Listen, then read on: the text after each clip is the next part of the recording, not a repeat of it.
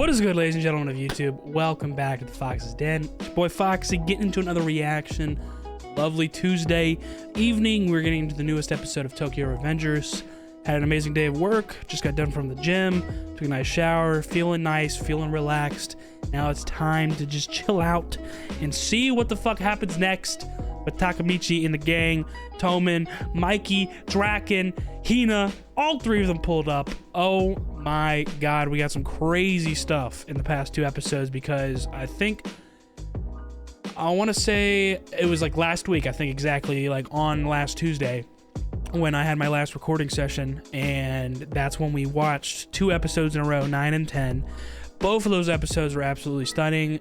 Most of it being Takemichi just standing up and never backing down and never giving up like he usually does, which is his strongest suit. And as you can see, like, yeah, I mean, he's admitted it himself in one of those episodes. He's probably admitted it himself before. He's not a great fighter, and you know, this is one thing that I've always brought up is like, damn, why can't Takemichi just get in the gym, bro, or you know, train under Mikey or Draken for a little bit and you'll be straight? You know what I'm saying?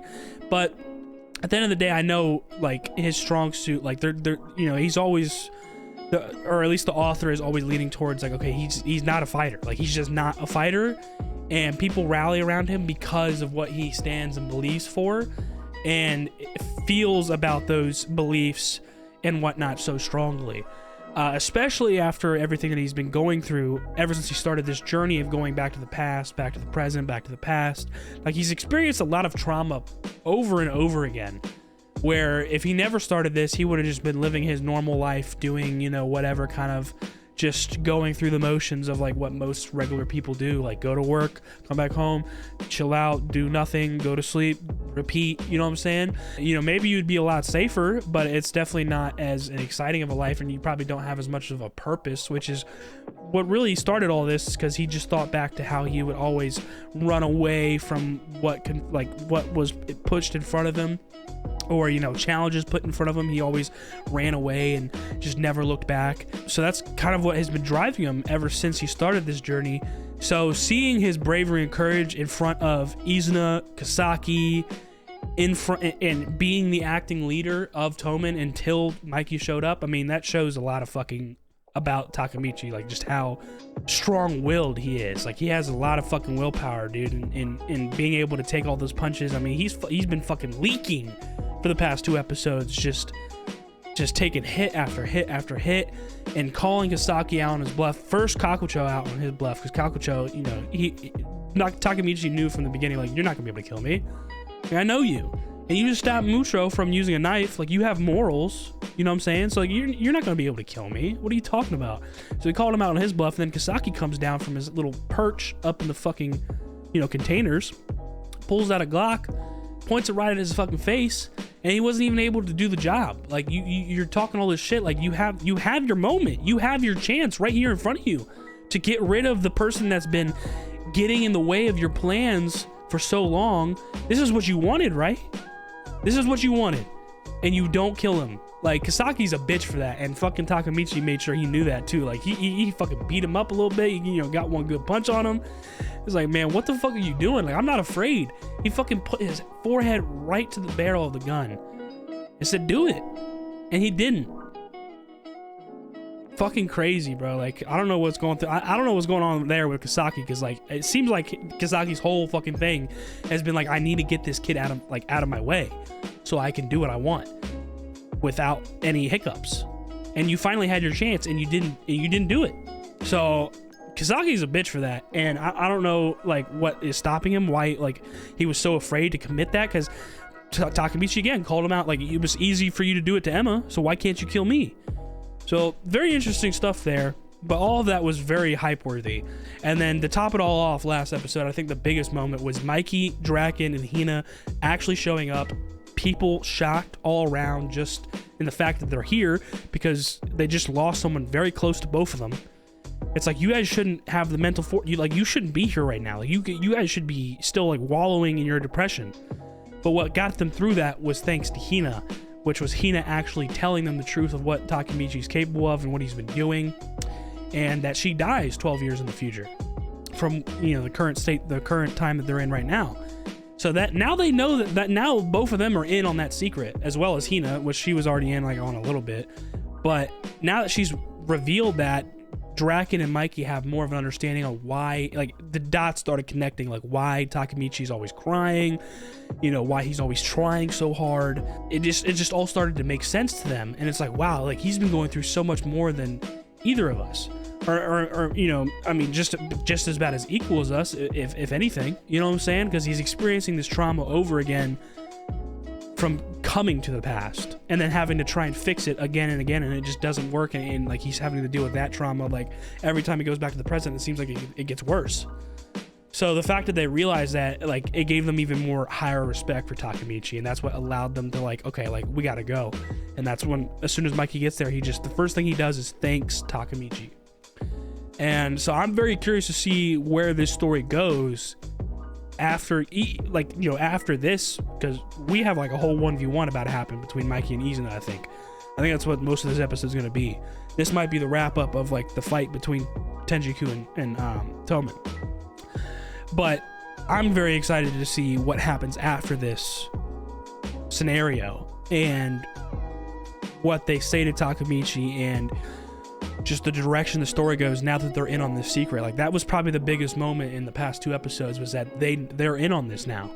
So very exciting stuff all around. The fucking past 2 episodes are amazing, so I can't wait to get into this. Like I said, I'm expecting pretty much just a 1v1 between Mikey and Izana, maybe a couple other things, maybe a little bit more of a deep dive into Izana's past, or, you know, Mikey getting through to him in some way emotionally, because as we can see as well at the end of the last episode, Izana's goal pretty much was to make Mikey feel like how he felt, because he lost Emma first by going to the foster home, and then he lost Shinichiro at the same time that Mikey did, but Mikey still had Emma. Like, that was his sister, you know, from the time that Izana and Emma got separated. Like, Mikey still had Emma. So the fact that he took that away, now they're both on the same playing field in terms of like emotional bonds, and that was his whole goal, is like, how does it feel to be empty? How does it feel to be an empty shell? So that really clues us in on what Izana's goal was, and like how much, like how jealous he was of Mikey, and I guess like kind of his relationship with trauma. Like, he definitely doesn't, you know, cope with trauma well. He didn't really have a foundation on how to deal with trauma, because his mom dipped. You know what I'm saying? He didn't have any influences or role models besides Shinichiro, and then Shinichiro died. So, you know, you can see how quickly he spiraled into this like vicious, violent person. So I'm wondering if there's going to be a turning point for him, or if we're just going to wrap this up and beat his ass and be like, yo, kick rocks. So that's going to do it for the pre-episode discussion. Let's get in the episode. If you guys enjoy the reaction, please leave a like down below, comment, subscribe if you're new, hit that notification bell so the next one's dropping. Let's get it. Tokyo Revengers, episode 11, season 3. Oh shit.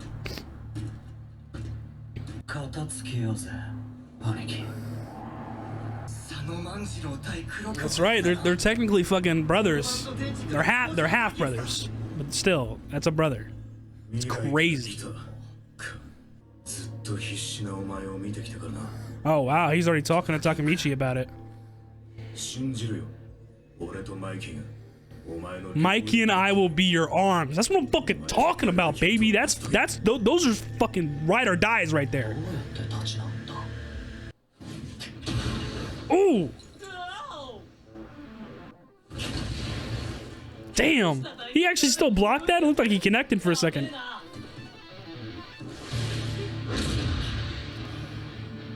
Yo, this fight's gonna be wild, bro. It's gonna be like this the whole episode. Bro, this is gonna be an even fight, bro. For the most part. Dude, look at his face, bro. This dude is tapped.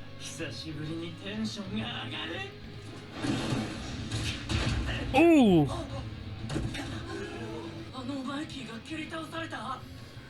Bro, everybody's like, there's no fucking way, bro. A kick to Mikey? Like, that's his thing.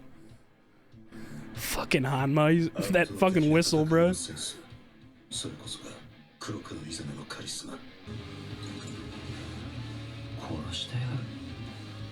Bro, he going out for blood, dude. Nah. Stop that bullshit right now. That was one good kick, alright?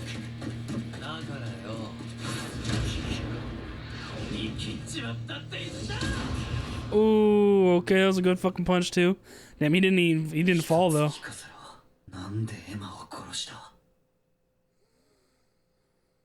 That's a good fucking question. I mean, like I said, like I was already saying in pre-episode discussion, I think it was to do the same thing that how he felt. Like he felt empty and like didn't have anybody, so he wanted to do the same thing to you, to Mikey. All right, back into it. Nothing is left. Looks like we're getting a little bit of a flashback because I'm not seeing the same setting that we were before. Ah, okay. Kakucho and Izana.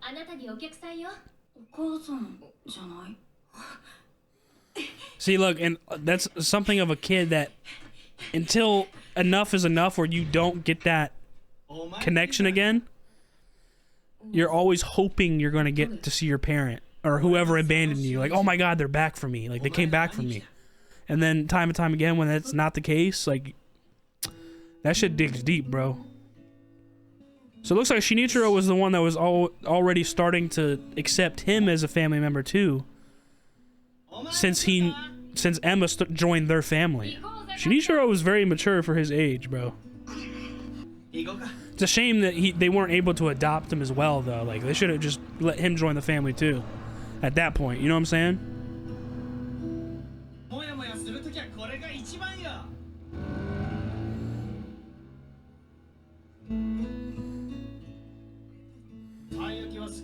Look at where they're sitting. This is where Mikey was sitting, and then Izana came. That's when the first time he met Izana. Yes. It's the first connection he had again, like the first bond, like holy shit, like I have somebody that fucking cares about me. What the fuck?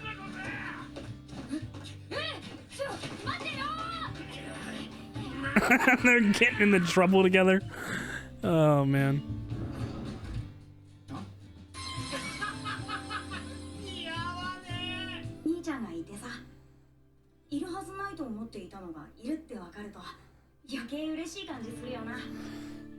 Yeah, see, like this made him like super happy.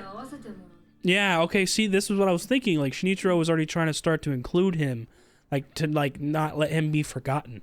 But then, you know, certain things come about where Shinichiro lost his life, and then like I guess Mikey and Emma never really went out of their way to go see him in the foster home.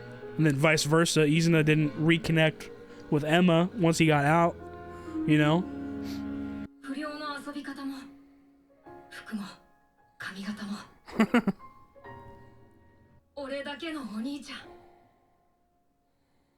Did he say all for himself? See, this is another thing that wasn't really tapped into too much. Like, he has like an obsessive personality. Oh, and see, Inupi's always been in that shop for a long time, ever since he was young. That's a wild connection.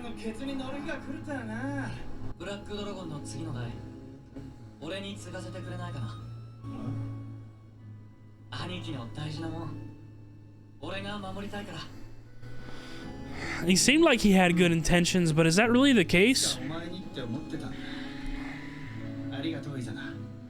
Like, maybe he did have good intentions at first, and then like shortly after this is when Shinichiro passed, and then once he did take over Black Dragon. Oh, nope. See, yeah, that clicked in. Yep. He thinks he's the only one. Like, this is what I'm talking about. He has an obsessive like personality. He's like, huh? Manjiro? Who's that? I thought I was the only one. Look how much that put rage inside of him. Okay, back to the present. Well, the past, but you know what I mean.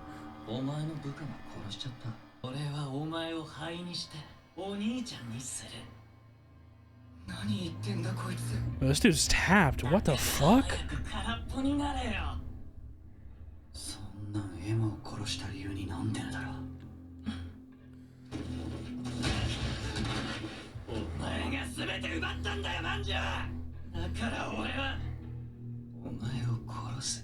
He didn't steal it, bro. Like, Shinichiro cared about both of y'all, dog. That's what I'm saying. Like, Izuna has a weird weird way of looking at things in his head.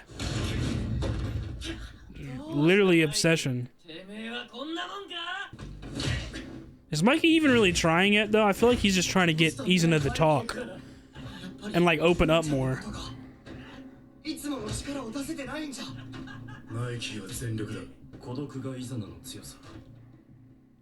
12の時、イザナは集団に因縁ふっかけられた。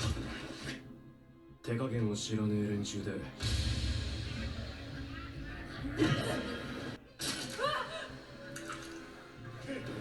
Broke something precious to him. 容赦なく病院を上にしやがった。Damn. I mean, yeah, they're literally beating him with a fucking metal pipe. 一人ずつお礼参りして、全員再起不能。 Permanently disabled them? Oh my goodness.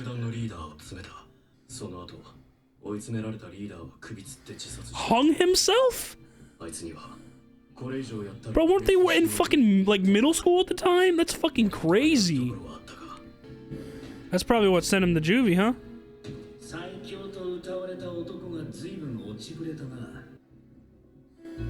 Damn, he looks mad different there. His hair grew out, fucking goatee and everything.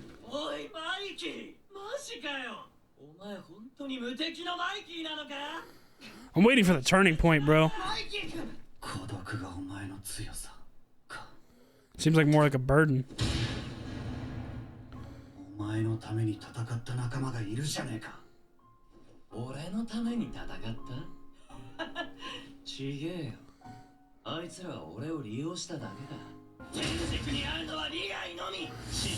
Self-interest. This like huge relationship with Solitude came about after Shinichiro's death, because he had someone close to him when Shinichiro was alive. Even before that with Kakucho, like they have a close bond, but then Izuna's talking about Solitude and shit. It's like, bro, Kakucho has been following you ever since then. Like, he's a great friend. You don't even recognize him as that because of like what's going on up here.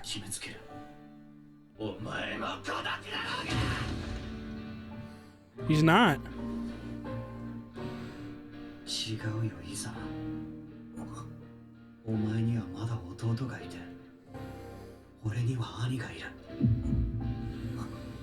He stopped for a second, but does he give a shit about that? Because that's very true, they have each other. But can they really see eye to eye?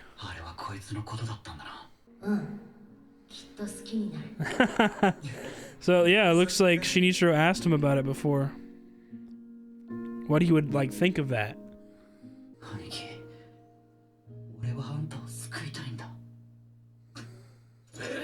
He probably sees that as pity, though. Oh my god, dodged that really well.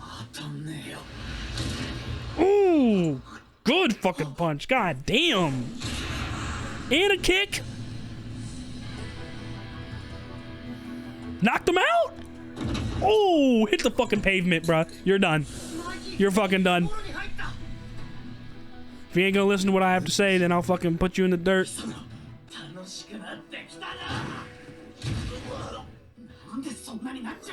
Literally.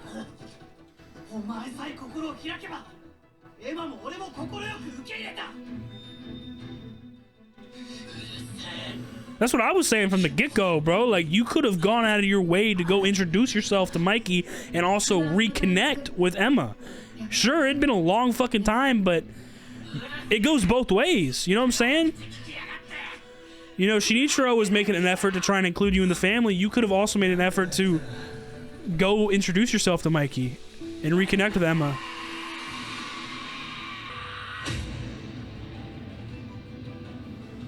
Bro, you're about to lose, dude. You gotta fucking realize, dog. You gotta get out of this dark hole that you're in. You're not alone.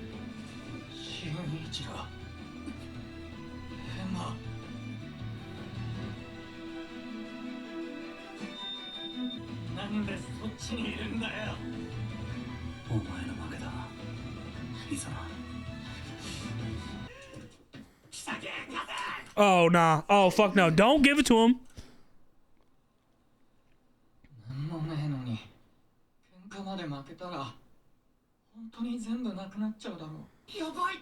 Don't fucking shoot the gun, please, dude.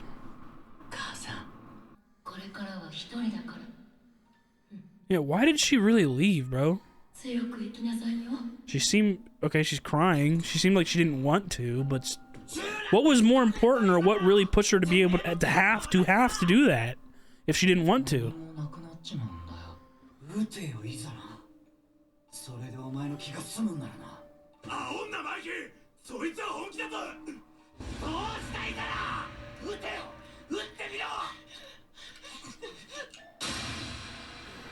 That's what I'm talking about. Thank you, Kakucho.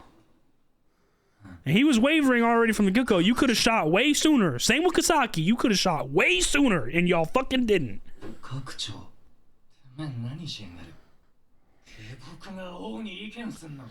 A servant.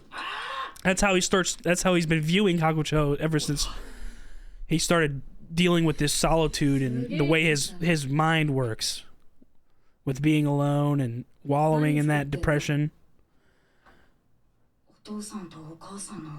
But they're really close. They've been together for a long time. That's how Kakucho views that relationship as a normal person. He's like, yo, we're really good friends. We have a tight bond. But Izana's like mind is twisted. That's why Mikey's desperately trying to get him to fucking open up and like relax. Like fucking open your heart a little bit, bro, and you won't be fucking alone. You're already not, but you're choosing to be.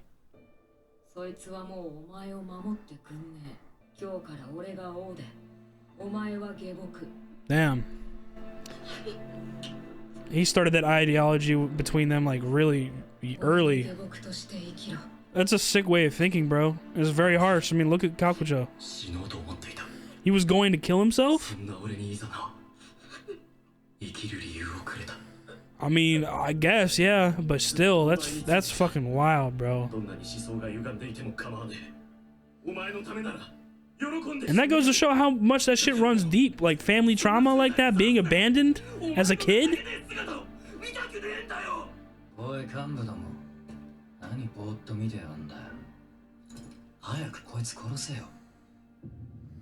Bro, are you for real, bro? When the fuck are you gonna wake up?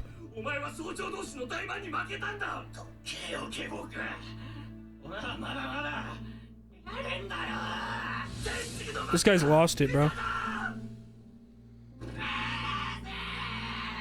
Oh my goodness, the voice acting.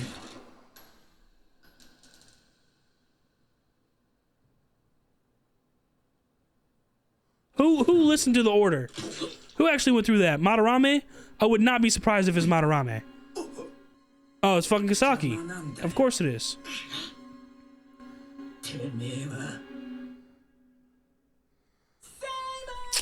Don't fucking end there, man. God damn it, dude. Fuck.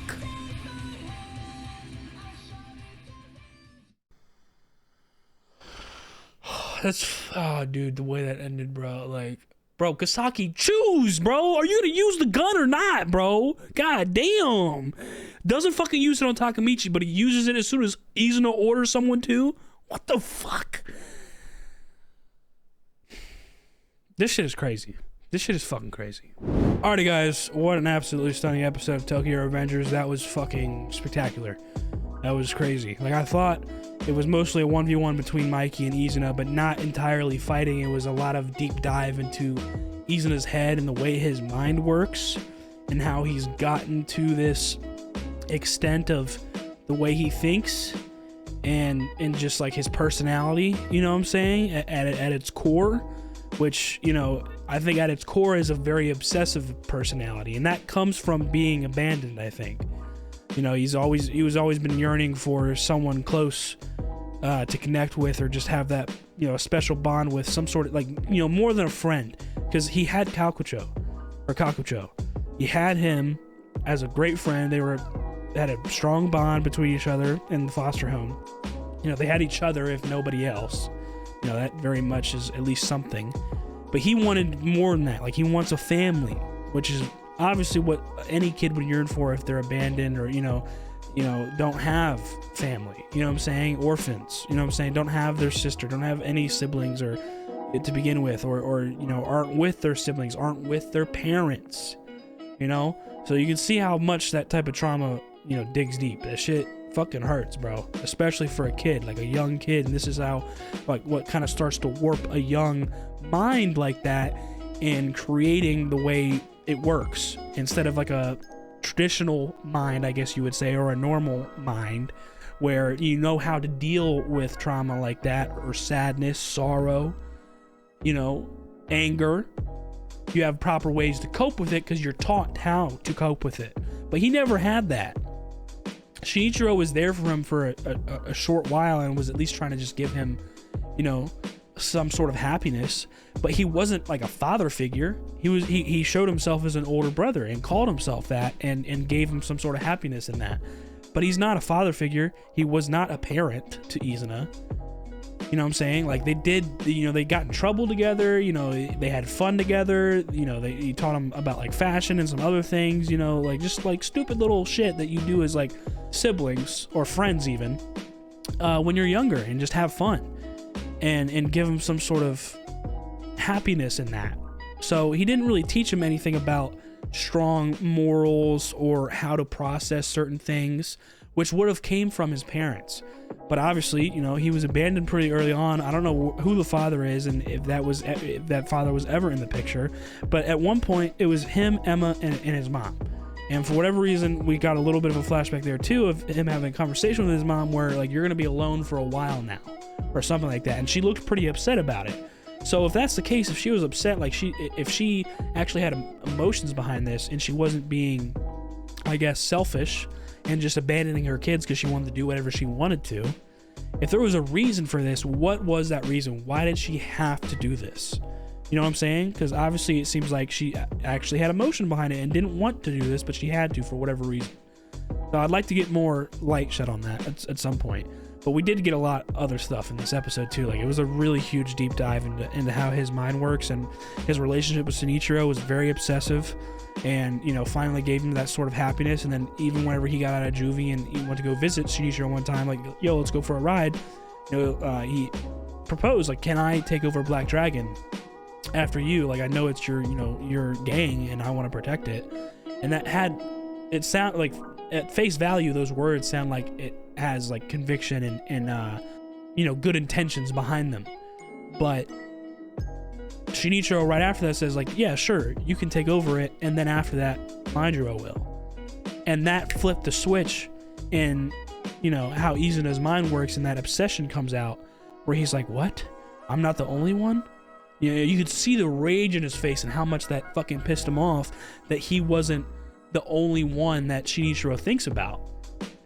Which is something that, in hindsight, Shinichiro could have taught him more about, or be open more about, and sort of start to like raise him better, I guess. But at the end of the day, that wasn't his job.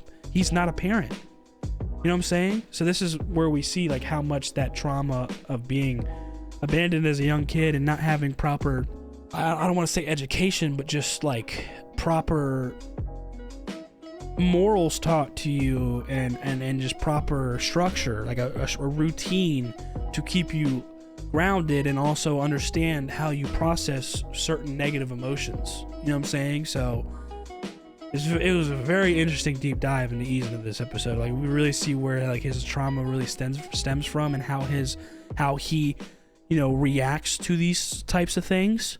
I mean, even with just the relationship with him and Kakucho, like I've been saying, like, they're very close friends, and that's how Kakucho sees it, and that's how Izuna should see it as well. Like, they've been together for a long time.